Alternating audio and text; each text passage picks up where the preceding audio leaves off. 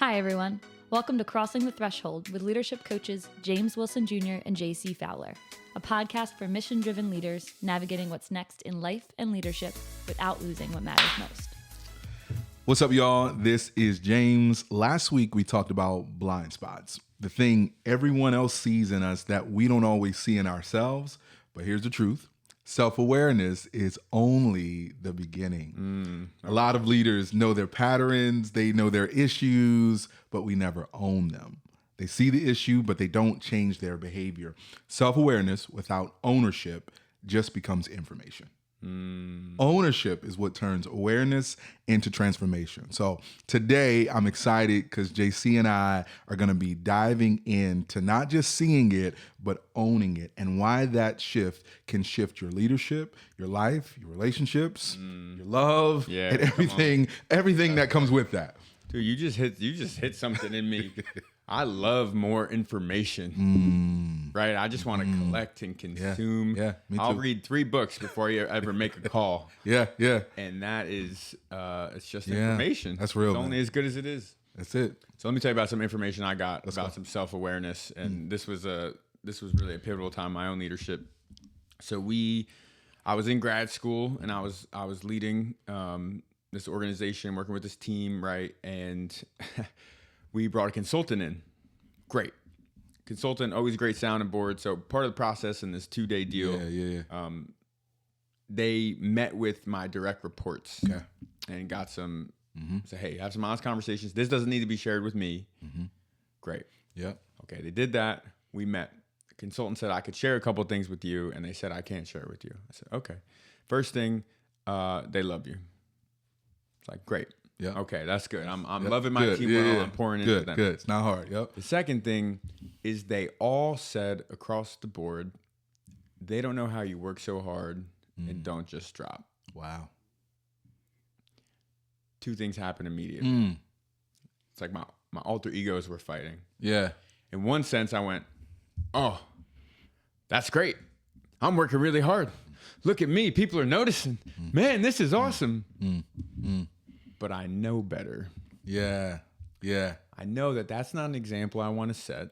I want to work hard, but I want to work hard within reason, right? And with those healthy rhythms, not just, I don't want to become a workaholic. Yeah. I said, okay, I know that that's not who I want to be. Now what? Now here's the crazy part. Is the now what wasn't as simple as, well, just stop working as hard, because I was taking a certain course load. I had certain responsibilities. And so the place that I came to, and this was where, like, how do I step into ownership, is I decided I had this goal. I'm going to finish classes in 3 years. Okay. Period. Okay. And I had to let that goal die. Yeah. And I can't tell you how hard that was. Yeah. I had to own it. And that was the only way I could. Ooh. Took me some time. Dude, that I'm listening to Mark Batterson, I think it's called Win the Day, and he talks about burying dead yesterdays. And that right there, dude, is so, you just hit right there in the heart. It's that you had this tremendous goal, and everybody on the outside is like, yeah, you got it. You know you got it. Like, you know what you're capable of. Like, right. I'm doing it well. But to say that, okay, cool, I've got this goal. I'm going to storm the castle. But wait, I can't do that anymore. Like, so I almost want to hear from you, like, what, because I know you, and I know you're like, yo, let's go after it. Let's go after it. What shifted in you? What showed up and what shifted in you? Yeah, man, I was coming against, like, how I'm wired. I have this story. I don't think it's a false story. It's not a helpful story, or at least often it's not, of this need to either be or appear strong. And not even to define it. That's just like a thing I live with. Like, a narrative I've had forever is only the strong survive. So, like, you don't complain, you don't ever slow down. You just keep going, and that's great. And so I came up against that and had to say, okay, who do I really want to be? Yeah. Right. It's good, man. So I hear this, and now I know, okay, this is my disposition, and it like turned my insides. The proposition of not going after that goal and slowing down, it was like terrifying. Yeah. And so here's what I did. Yeah.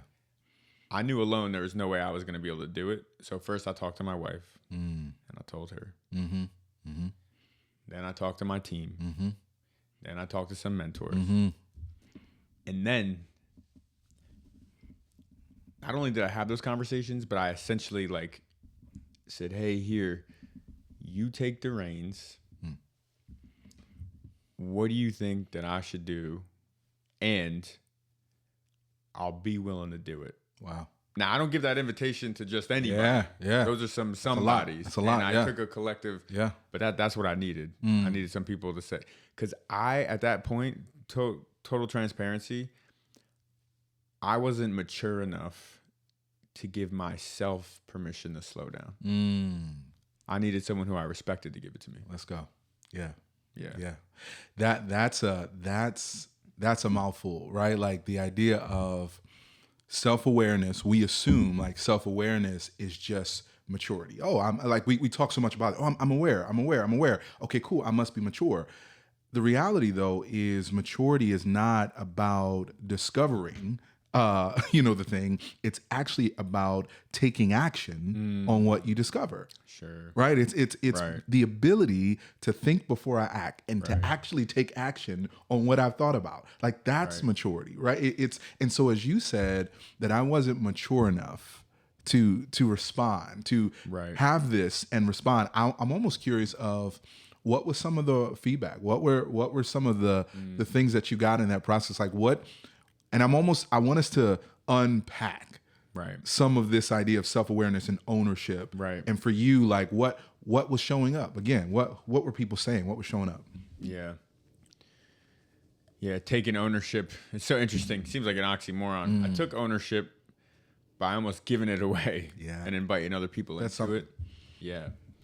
Yeah, I think it's like I got the story in my head, and whether we're heading into a meeting, we're going to give that person feedback, we are whatever, going to take that assignment, and it's going to be so bad, or what are they going to say? And all the spaces that I came to were like, yeah, that's not sustainable. We've been thinking about that for a little while. Yeah.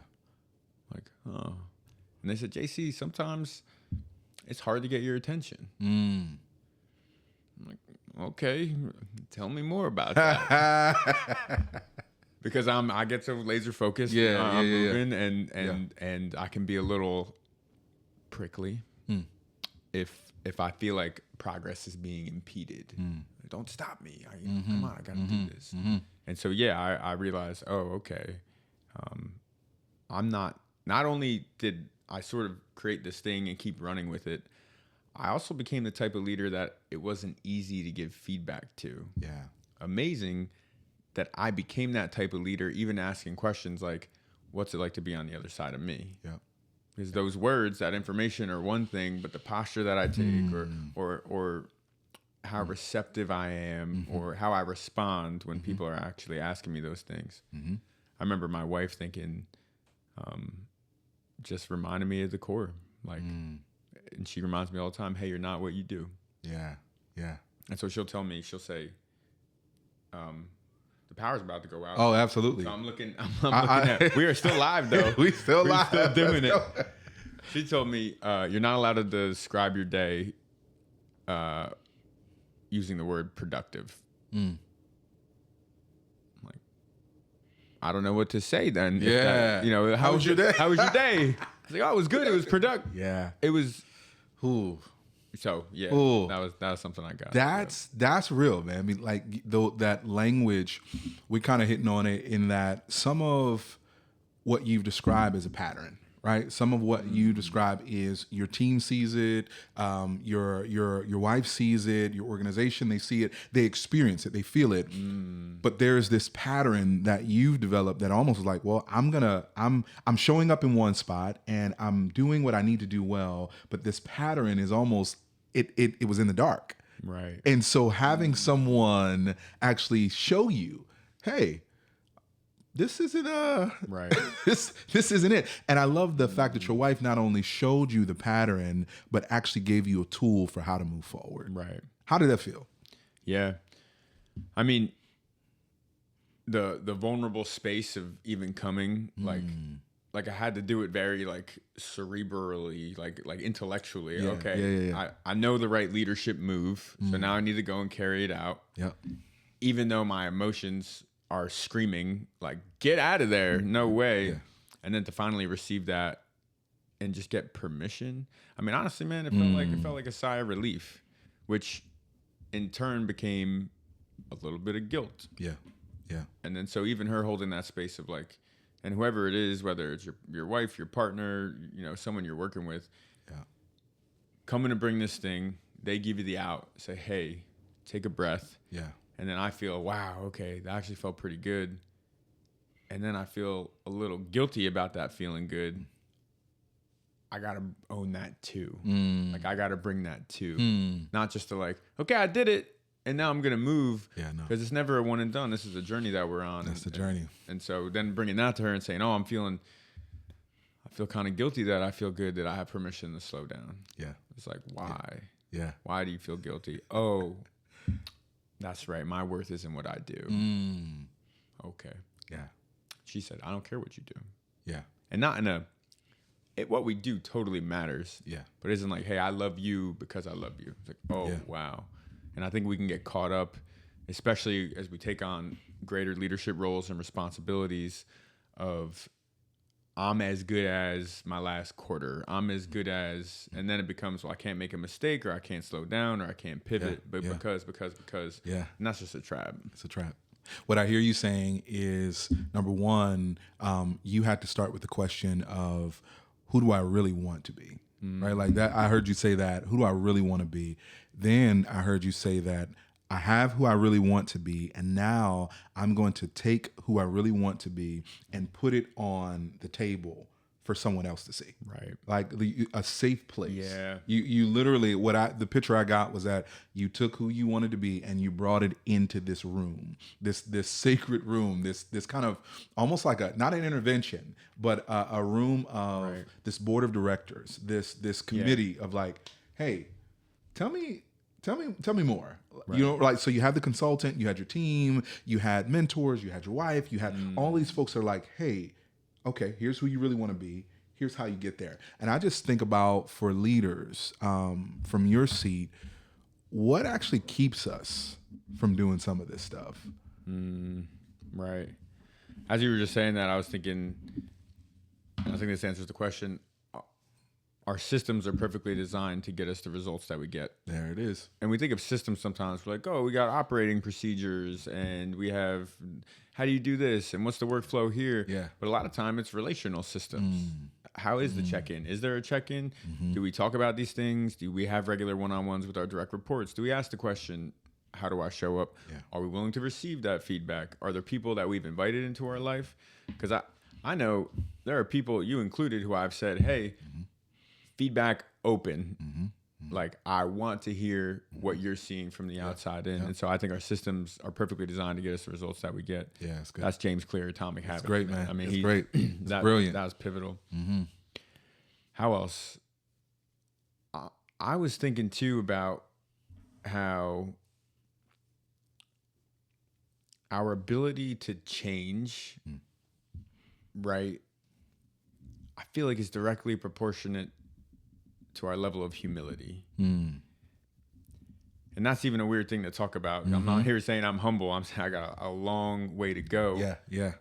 But you said, who do I really want to be? You know who I really want to be? I really want to be a humble leader. Yeah. Okay, well, what would a humble leader do in this situation? Great. And that's just kind of what's coming to me. No, that's real, man, because you're saying, what would a humble leader do? And you're naming some of that. We were kind of looking at this study from Duke University. Here's what it says. Behavioral psychology shows that naming a habit increases your ability to change it by 30%. That's so good. Like that just the idea of exposing it, naming it, and saying, okay, this is who I really want to be. Here is what I'm doing. Right. All right, here's the system that I currently have.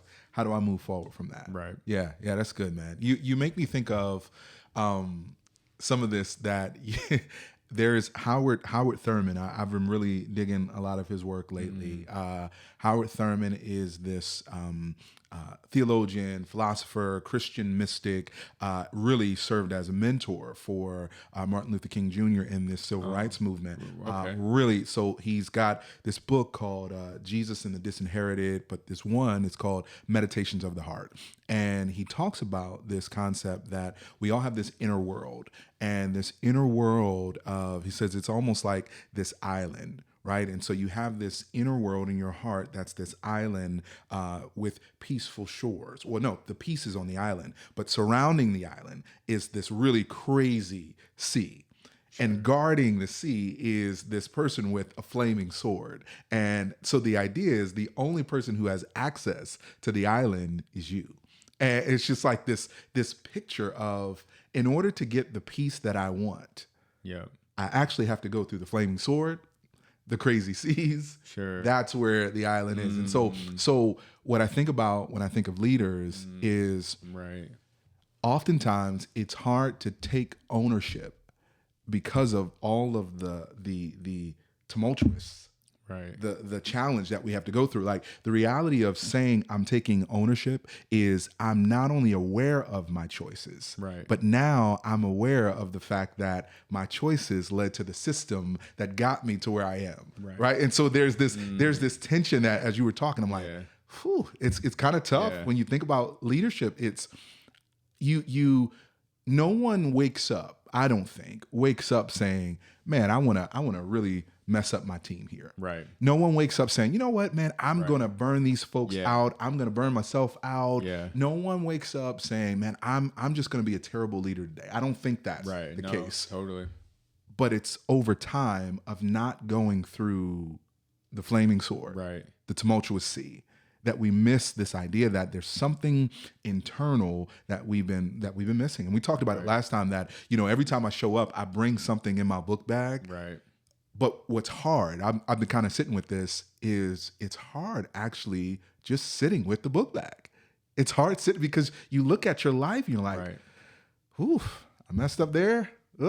Oh, that wasn't as bad. That wasn't as good as I thought it would have been. And, you know, there's all of these things. So I'm almost trying to get into the heart and the mind of a leader, of why they're not taking ownership. So, I was just thinking about that. Well, you know what I was thinking about? I was thinking about how some of the students I work with told me, you're old if you call it a book bag. So I don't know if you're showing your age. I was like, well, my man's from Philly. I mean, that's what else am I going to call a purse, a travel plate? What am I supposed to call it? A backpack. A backpack. Who calls it a backpack? Oh man, comments are going to be blown up on it. I'm with it on the backpack. I don't know. A backpack going on. It's a book bag. You know what you're making me think of, though, and this you have been so pivotal in my life in this way, is that you have been so real and honest, and I admire you so much as a leader, that to hear you say, hey, here's where I failed, here's where I struggled, here's where I burned out, fell down. I'm like, oh, and he is still a great leader, right? And it's like, we don't want to own something because that feels like it makes it real, and I totally felt that. But like you said, until we own it, we can't really walk through it. We can't rise through it, as you would say. I mean, it doesn't. It's crazy, and it might be scary, but to see other examples, it's almost like another reason for, you know, the manager out there, the supervisor, the CEO, the executive director, to say, to make it a point, not just accidentally, especially if you're like me and this doesn't come naturally, which I don't know who it comes naturally for, but to say, hey, here's where I messed up. I was working with this founder, owner, and she was telling me about this purchasing decision that she made that was really complicated, and in hindsight wasn't the best decision. Now we're talking about like a $27,000 loss. Not like a little, these pens aren't what we thought they would be. Right. Like, okay, this is real. And I felt so encouraged by her, because while she was still kind of carrying some of this, she was saying, but, you know, I can learn from that, and I'm raising up this other leader, and I can't wait to tell them what I did. Whoa. I can't wait to tell them what I did. Oh, you must have crushed it. I can't wait to tell them what I did. Oh, you must have knocked it out of the park. I can't wait to tell them what I did. Oh, you must have broke the record for the sales and you're told. No, I totally dropped the ball. Yeah. I totally messed up. And I can't wait to tell them what I did because inevitably they're going to do the same thing. And they don't have to wear that. And I was sitting here. I'm sitting here. I'm coaching you. I'm like, yeah, let's. Yeah. You have more of that. I'll take some more of that. Yeah. And I just told her, hey, here's an opportunity to demonstrate that humility. Go and lay it bare before the team, and she's all in. It's great. I think that you're hitting it where it's like, who do I really want to be? Yeah. And it's also. The thing I'm getting is what do I also want them to experience? Like not even just who do I want to be right now as a leader, but what does this mean for generations? What does this mean long term? Like, have I created really like this 100 to 200 year pattern? Like, I love the thought of I'm going through something right now that's not just for me, but it's for them as well. No, it's not but. And it's for them. I love that word. You like I wrote that down. I circled it. And it's for this. Like I struggled with this. And so when you shared, like I share my vulnerability as a leader because I realized that so much of it wasn't for me. Right? Like I realized so much of it was, I'm learning so that I can share with others. Right. Some of that is deeply ingrained in me. Some of that is also how I feel like you process some of the hardest parts of life is when you can figure out, who is it? Viktor Frankl, right? It's given meaning to pain. Yeah. That if I can give meaning to it, now I've been able to reframe it. Yeah. So now it's like, okay, this is not the end of my life. Right. This isn't the end of the world. This isn't the end of the company. Yeah. This isn't a high stakes game. Totally. This is actually a lot lower than I anticipated. Right. And so if I feel like it's a lot lower, now I'm able to make some harder decisions. I think, okay, do I hire this person? Do I fire this person? Listening to the person you're coaching. Next time I show up, now I'm realizing maybe this complication is an indication that, this isn't the right way. Maybe this complication is an indication. Yeah, let's talk about it. Yeah, man. That's so good. That's so good. I was just thinking how somebody listening right now might be thinking, well, I don't want to overshare. Yeah. And I think, episode for another time, totally. Yeah. But I heard this and I'll never forget it. I can't remember where it came from. I want to give them credit.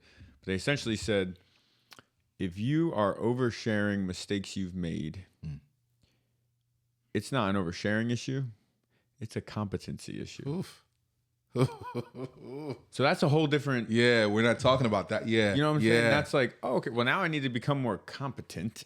Here it is. So I'm not making all these mistakes, right? And I need to get trained and I need to realize I need some skills. Because I think we can get, well, I don't want to overshare. I don't want to overshare. And that's just that isolating voice that's telling you. And when really, again, people connect with your weaknesses, they'll be inspired by your strengths, but they connect with your weaknesses. So I do think, to your point, there is, again, it's back to the safe space. It's who do I really want to be? Right.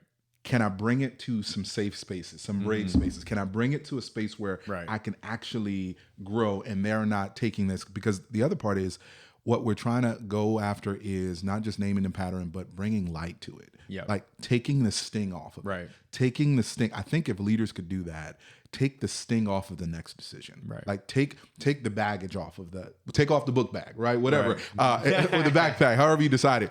But take off the man bag, the purse, whatever. Take it off for a moment and realize that this decision is not going to be the death of you. Right. I was talking to someone, I was just talking to someone recently, and it was a coaching session, and they were talking about some of the success they've had, and this person was struggling with the influence of this leader, this mentor in their life, and words that this mentor had shared. And they were afraid of making another decision because of this, like this big decision. It's like, I want to make this decision. Right. Then they got to this point where they had this revelation and said, you know what? But I made big decisions before. And he said, and it didn't kill me. Right. Oh. Yeah. I didn't die doing it. Right. Like the fact that you and I are still here, the fact that we're able to navigate it. And for me, it goes back to the inner world. Right. Sometimes we've got to, in order to take ownership, we've got to own some of that inner world to say, I'm not dead. Right. Yeah. Like I'm actually talking, whether I can talk or I'm not. good. I'm here. Like I'm breathing. Dude, you say inner world now, all I picture is somebody with a flaming sword. Come on, man. And I'm like, what? Whoa, is going on? That image is really interesting. Beautiful. That's so good. Yeah, I'm wondering right now, I don't know who needs to hear this, but I had a call yesterday. Not a great call. Didn't show up great. And so I'm sitting there thinking, man, what am I even doing? Yeah. What's wrong with me? This is terrible. I'm faking it. I'm not even. This ain't gonna amount to nothing. What are we doing? Right. Crazy, right? I'm like, boom. Yep. I'm like, Yep. man, I'm laying on the ground. And then I said, well, why am I doing it? Oh, okay, I'm doing it for my family. I want leaders to thrive, so that they can restore the world. Like, okay, here we go. And like you said, realizing, and you always remind me of this, that like we're learning that this too, that call, that mistake, that mundane thing, whatever, it can be worked for good. In fact, we need these lessons to learn, these mistakes to be had, so that we can continue to learn. It only happens in real time. Yeah. And so I think my big takeaway would be that as we take ownership, not only do we grow, but it actually becomes easier to take ownership. Yep. Right. It's like self-fulfilling. Yep. Michael Jackson, right? We're quoting everybody to do. So you better sing it if you're going to go, Mike. It's too high to get over, too low to get under. You're stuck in the middle. The pain is done, right? It's what I get from that is this vision of you can't just get over stuff. Right. You don't just go under it, but you figure out ways to rise through it. Yeah. Right. And as you rise through it, there's a strength that's developed under pressure. Right. There's a strength that's only developed under pressure. Right. Under the next decision, under the next thing. Like now I know, okay, cool. Right. I don't have to make that $27,000 mistake because now instead of it being a $27,000 mistake, this was a $27,000 course. Yep. That's exactly what you know what I'm saying. Like I just took, folks are spending hundreds of thousands of dollars on PhDs and right. But this person now, you're walking through what you're walking through, and it's like I've learned, dude. I just had a conversation, and I could keep going on. I talked with a dude yesterday with a rare form of cancer. He has been living with this for about 14 years. Wow. The average expectancy of someone living with this is about 5 years. And so he said, man, I've been struggling with this survivor's guilt because I'm seeing people that really I should have been, but I'm still here. And what he shared for me really, it just encouraged me. Like it really made my day. He says, but I've got something to live for. It's like, this is my life's work. Wow. Because I said, man, this guy, he said, I'm walking through a divorce. I've walked through this cancer, but he says, I've got something to live for. Right. Every day is a gift. And I'm like, what if we took that as, again, ownership? And I'll share this and I'll shut up. I'll never forget, this is bringing me back to it. And I had these friends. We show up at their house, and the fastest way to clean up your house is to invite somebody over. Now I know you all are minimalists, and so y'all don't have to. Y'all don't deal with that as much as I do. But the fastest way to clean up your house is invite somebody over. These friends invited us over, and we're hanging out at their house, and I was like, "Oh man, this is clean." Sure enough, they had this room, and this room, when you open it up, is like, "Oh."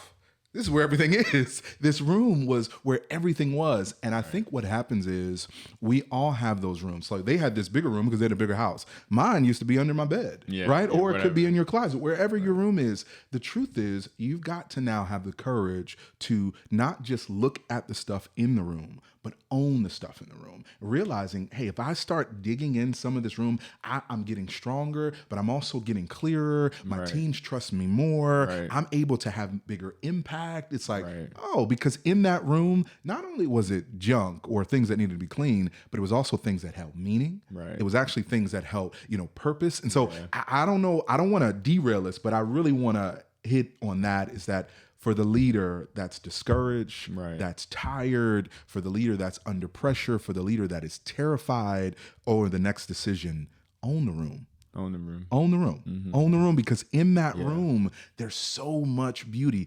In that room is who you truly want to be. Right. In that room is actually, that's what this gentleman shared with me, this rare form of cancer. He says, I'm walking through one of the hardest seasons of my life. He says, when I look at it though, I have a lot of people that love me. Right. A lot of people that support me. Yeah. When you own the room, you realize, Right. I got people to share this, my stuff with. What's really there? What's really there? What needs to be? What do you really want? What's really there? Dude, it's That's so good. Yeah. Yeah, man. Hey, we're all crossing thresholds. Yeah, man. Take your next courageous step. Ownership. It'll change the game. It'll change not just your leadership, but also the lives of the people you lead. There it is. That's it. Boom. Thanks for watching Crossing the Threshold with James Wilson Jr. and JC Fowler. If this helped you take a step forward, like, subscribe, and share it with another mission-driven leader navigating their own threshold moment. Until next time, keep moving forward with courage